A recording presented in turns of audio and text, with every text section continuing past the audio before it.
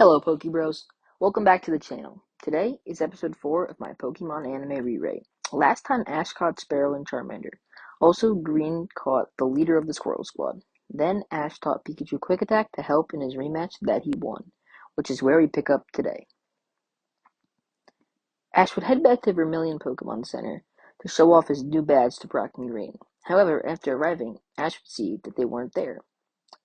Ash would then ask Nurse Joy if she knew where they were, and she would reveal that Green heard about a strong rare Pokemon on the outskirts of Vermilion, and she ran out there to find it, with Brock following behind.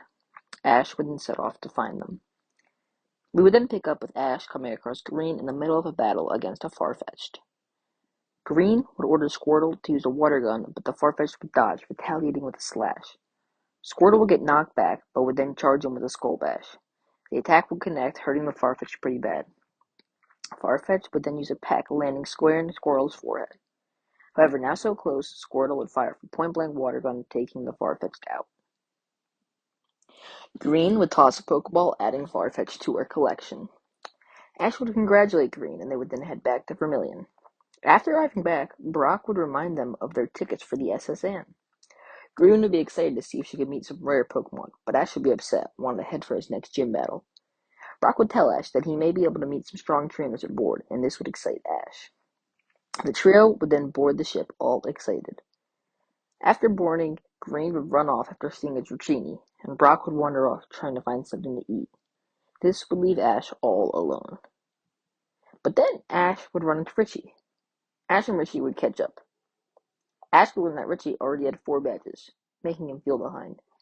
Richie would then tell Ash of his last gym battle against Sabrina that he lost. All this talk about battling would get Ash antsy. She would challenge Richie to a 3-on-3 battle. Richie would accept. Ash would lead Spearow, while Richie would lead Butterfree. Richie would call for a sleep powder, but Ash would call for a Razor Wind, cutting the sleep powder up. Ash would then order Spearow to use a Drill Peck. The attack would connect, knocking Butterfree back. Richie would then call for Butterfree to use a Confusion.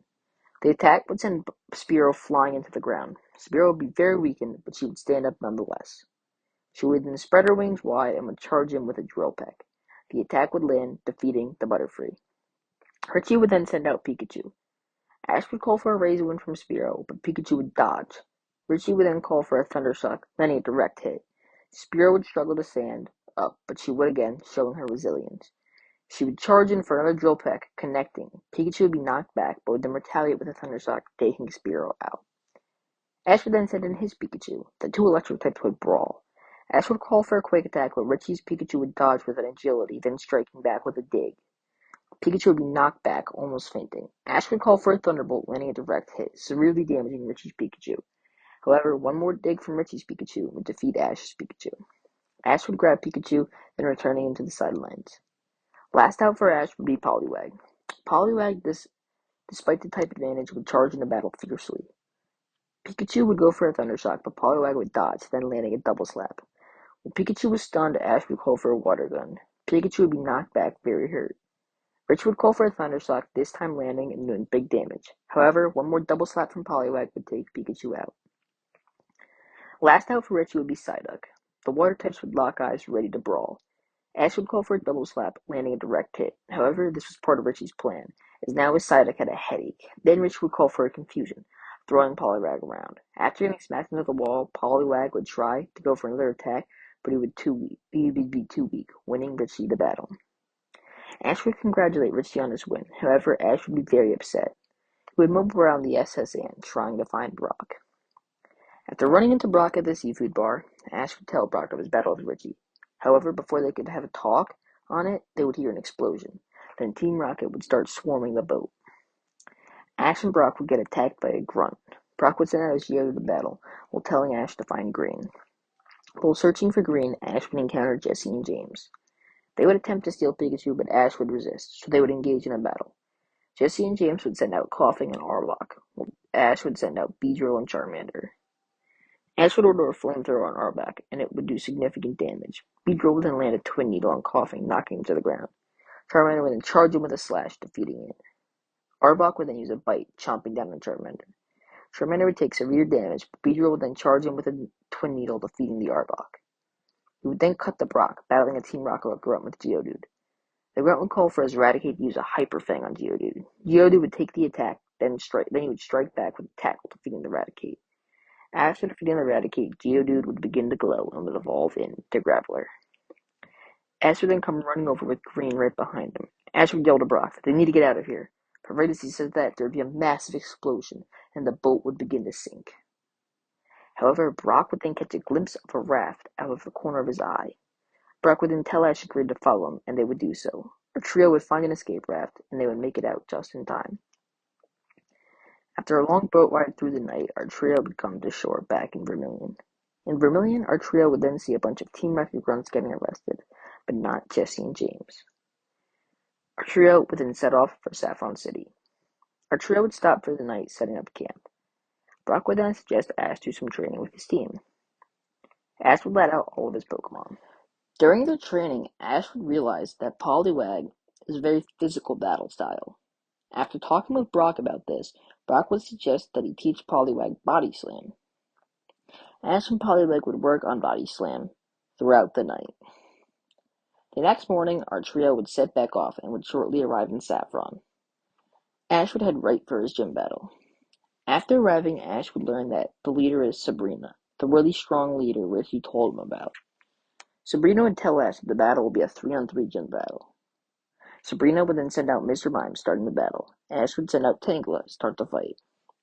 Sabrina would tell Mr. Mime to use a Psychic, but Tangela would dodge, going for a Fine Whip. However, Mr. Mime would then use Reflect, weakening the attack. Ash would then order Tangela to use a Stun Spore. The attack would stop Mr. Mime in his tracks. Ash would then call for a Vine Whip, knocking Mr. Mime out.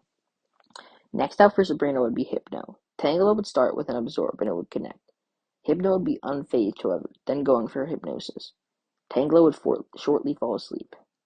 Hypno would then go for a Psychic, picking up Tangela and throwing him to the ground. Tangela would be fainted.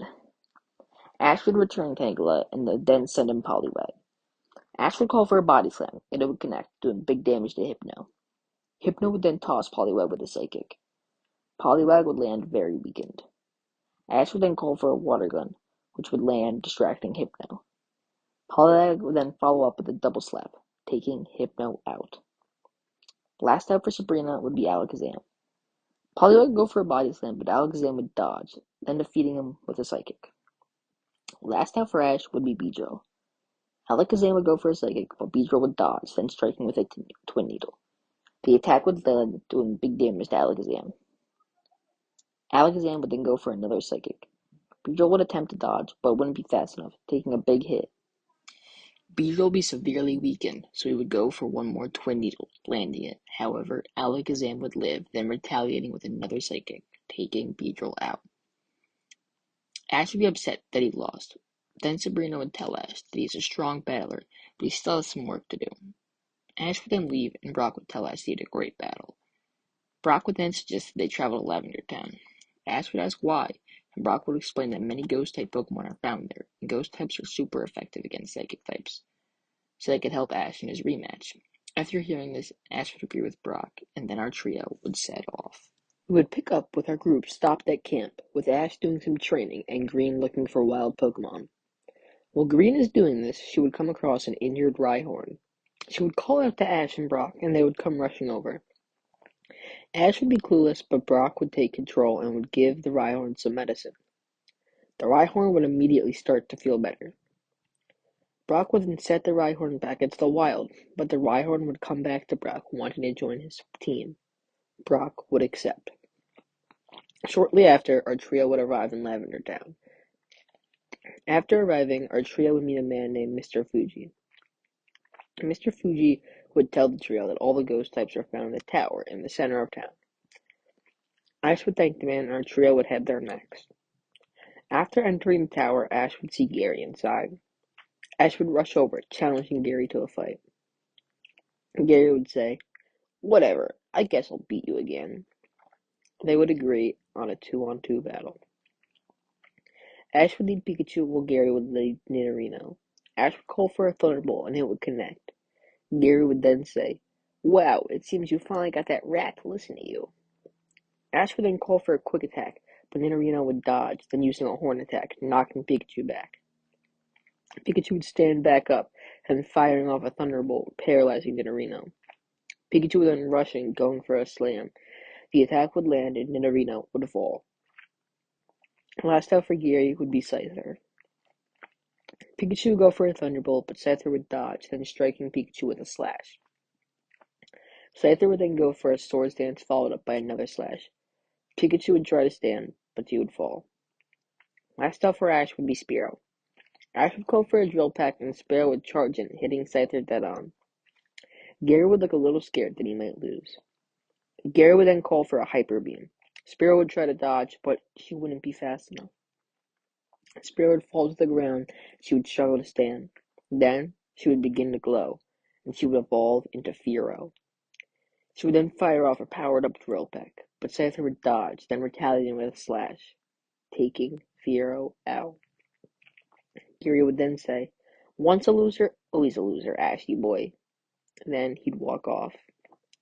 Ash would be upset, since he really thought he'd beat Gary. Our trio would then leave the tower to get healed. However, they wouldn't realize that a Pokémon was following them.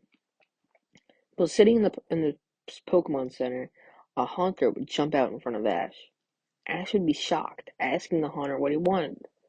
Brock would then explain that he's pretty sure Haunter wants to join his team. Ash would ask Haunter if this was true, and he would nod. Ash would then poke him with a Pokeball, catching him. However, the ball would then teleport out of his hand. Ash would be confused, but Green would explain that trainers could only carry 6 Pokemon at a time.